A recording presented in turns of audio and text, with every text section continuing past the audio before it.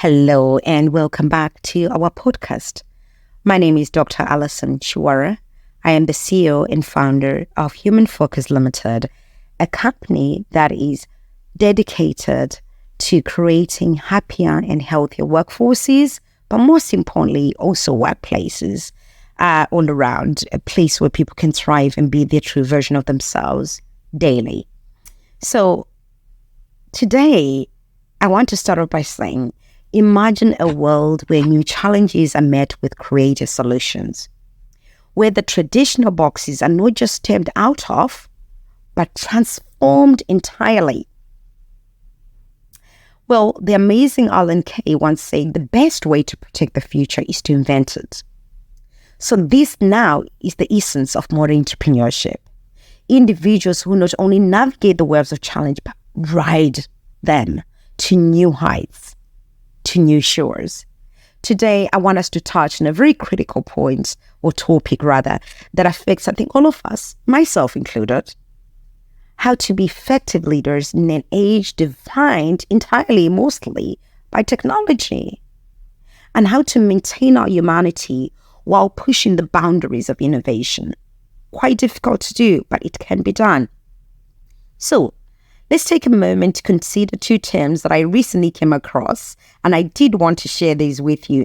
And the more I look into it, they've become increasingly relevant in today's business landscape. So those two are autosapiens, AUTOSAPIENCE, and autosapien systems. Well, these concepts refer to the integration of human intelligence and artificial intelligence in our decision-making processes within our workplaces and for some within our homes or within our career progression. So autosapiens emphasizes the role of human insight, that empathy and creativity, while the autosapien systems come in and leverage the efficiency and scalability of technology within our businesses or organizations or our environments. But one may ask, what does this mean for us as entrepreneurs and leaders? And I've often asked myself that question. Well, definitely in a world where everybody, our clients, our stakeholders, shareholders, are constantly looking and demanding speed and efficiency, it's very easy to overlook the importance of human connection. This is what I want us to come back to.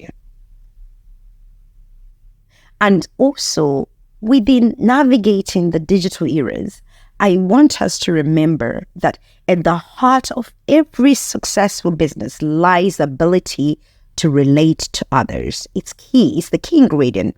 This is where the amiable, arcane, and agentic elements come into play.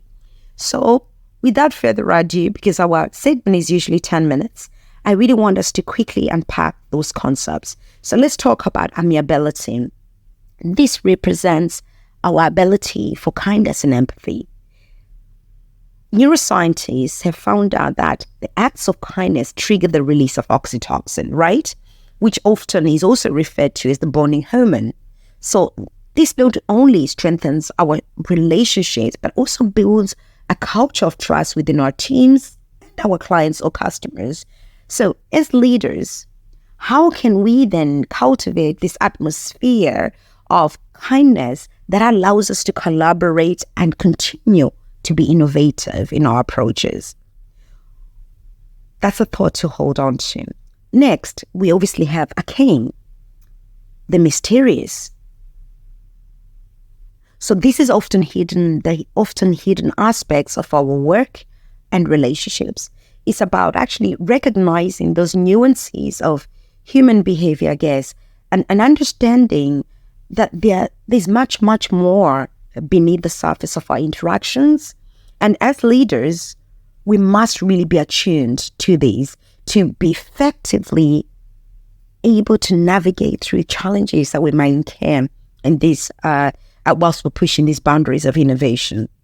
And think of it as an art of reading between the lines. We really need that. So that mystery, the hidden aspects of our work and relationships, reading between the lines. How often do we as leaders take the time to truly understand what our team members, what our clients, our stakeholders are feeling or thinking about things or the way we may be moving forward?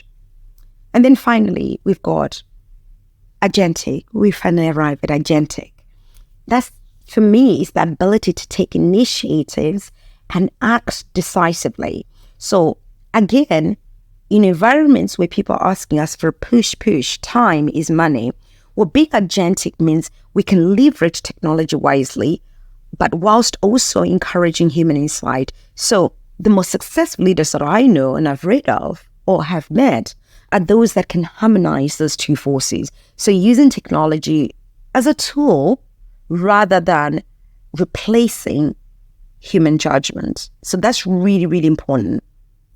Now, let's consider how those two, or rather the intersectionality between technology and humanity. Well, how can we, most importantly, I want to ask is, how can we strike, or how can your business strike a balance between those two? How can your organization strike a balance between technology and humanity? And one powerful approach for me has always been to prioritize the return on humanity, ROH, return on humanity. And the idea is that our actions, strategies, and innovations should ultimately serve the greater good. Tech for good, just think about it.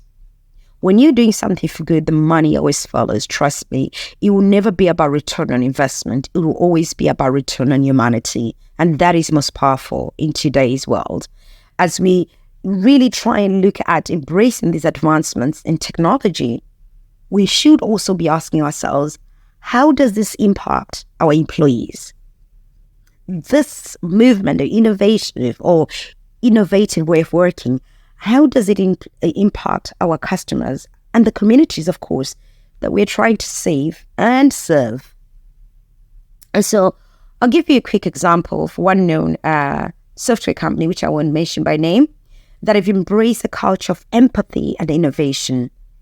They came through under new leadership, and what they did is they shifted the focus towards collaborating and being more inclusive. You can guess the company, I won't mention their name. And what they've done is they've implemented initiatives that almost prioritize employee well-being and community engagement, and then demonstrating that a technology company like themselves can actually thrive whilst doing things reversely, valuing humanity. So this commitment to an empathetic way of doing things has not only enhanced their workplace culture, but also has driven innovation in a way that people are still trying to figure out. And the answer is they really worked on their return on humanity concept. Similarly, I want to also look at another example of AMB's founders, Brian Chesky, Joe Gebbia, and Nathan, who really revolutionized the hospitality industry. What they did is they just tapped into the concept of shared economies. What started off, I would want to think, as an idea to offer beds and breakfast to conference goers turned into a worldwide phenomenon. Who hasn't used Airbnb? Who hasn't enjoyed the privileges of having an Airbnb handy as an app on your phone, etc.? And really what they did is they unlocked a new way of travel and accommodation that has hugely and broadly become accessible to everyone. And that is the power of technology and humanity, but harmonizing those two to really create a return on your investment, but focus mostly on the return on humanity.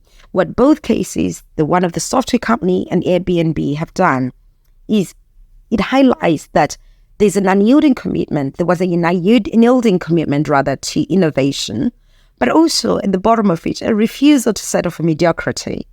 But there was also a keen eye to look for opportunities where others see none. So these entrepreneurs have had to show the path forward, or rather have showed us that the path forward is often uncharted when you're creating something new and requires your resilience, audacity, and the willingness, which I always say, to evolve within and with the times, and also really leverage tools that are available to you. So again, as we navigate this digital era, it's so important to not forget that the importance of being human in a world that is often feels transactional is always one that should always be embedded within our minds. So again, I wanted to always come up with new ways of how can we forge a way or path for leaders in this landscape. We'll always look at making it a priority to listen actively to your teams, your customers, always rely on feedback, and create open dialogues where new ideas can come into play. Also embrace the idea of learning and being curious. So attend workshops, read widely, engage with different perspectives that challenge your own thinking. And sometimes some of those answers actually come from our very own employees. So that idea of having that active listening and having a listening ear can actually be the voice to innovation after all, but also lead with purpose. So again, I say to leaders and entrepreneurs and those that are aspiring to be leaders, to always define your why. What drives you? What is driving this new innovation? And make sure that your business strategies always and almost reflect your core values and how they will contribute positively to society. We live in an economy of kindness now. How does your product positively impact the society? And then, of course, we talk about society, that's your community, right? So you have to start learning on building networks that support collaboration and over competition, rather, I suppose. So again, remembering that as we rise, we lift others. There's so many amazing inventors, innovators out there that are really looking for companies to collaborate and partner with. Those may be the people that bring something new to your business, but also learning from them. How did they navigate this terrain? It has its challenges, and we know with entrepreneurship and starting something new, there's always challenges. So it's always good to learn from the community that has already done it before. So in conclusion, is as we stand on this cliff of this new era that continues to challenge us on a daily basis, we've got to embrace the challenges and the opportunities that, of course, come with it. But I think that what's important is that we have the power to shape our future, the future of our businesses, the future of generations to come, but not just through technology, but also through the kindness and insight that makes us uniquely human. So I leave you with this thought. In your journey as an entrepreneur, as a leader, or as an aspiring leader, how will you ensure that your influence contributes hugely to a more compassionate and innovative world that no longer looks at return on investment when we think of innovation, but return on humanity? And with that, I say goodbye from me to you, from Human Focused to your organization, or to your home, or to you and your peers. Until next time, it's goodbye from me.